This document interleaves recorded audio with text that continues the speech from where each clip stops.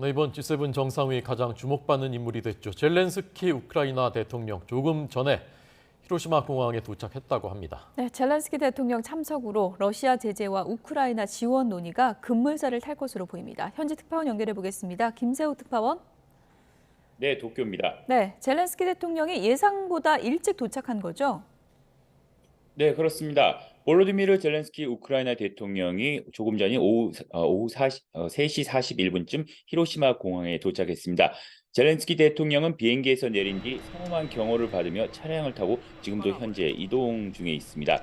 일본 정부는 앞서 젤렌스키 우크라이나 대통령이 히로시마에서 열리는 주요 7개국 G7 정상회의에 직접 참석한다고 공식 발표했습니다.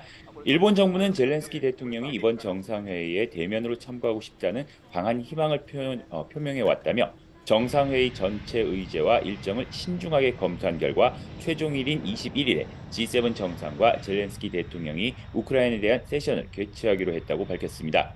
이어 젤렌스키 대통령은 G7과 초청국 정상이 함께하는 평화와 안정에 관한 세션에도 참가할 예정이라고 덧붙였습니다. 지난해 2월 러시아의 우크라이나 침공 이후 젤렌스키 대통령이 아시아를 방문한 것은 이번이 처음입니다. 일본 언론들은 젤렌스키 대통령이 애초 G7 정상회의에 온라인으로 참가하려 했지만 러시아가 점령한 지역을 탈환하기 위한 대반격을 앞두고 우크라이나에 대한 지원을 호소하기 위해 일본 방문을 전격 결정한 것으로 분석했습니다. 또 인도, 브라질 등 중립적인 입장에 있는 신흥국 정상에게 직접 러시아의 침공 중단을 호소하려는 목적도 있다고 전했습니다. 우크라이나 정세가 이번 G7 정상회의 핵심 의제인 만큼 젤렌스키 대통령의 대면 참석으로 관련 논의는 더욱 탄력을 받을 전망입니다. 네, 젤렌스키 대통령이 주요 국가 정상들과 양자 정상회담도 잇따라 한다면서요? 네, 그렇습니다. 우선 젤렌스키 대통령은 G7 정상회의 이외에 조 바이든 미국 대통령 그리고 기시다 후미오 일본 총리 등 각국 정상과 양자회담도 진행할 것으로 전해졌습니다. 또 나렌드라 모디 인도 총리와도 회담을 이어갈 것으로 보입니다.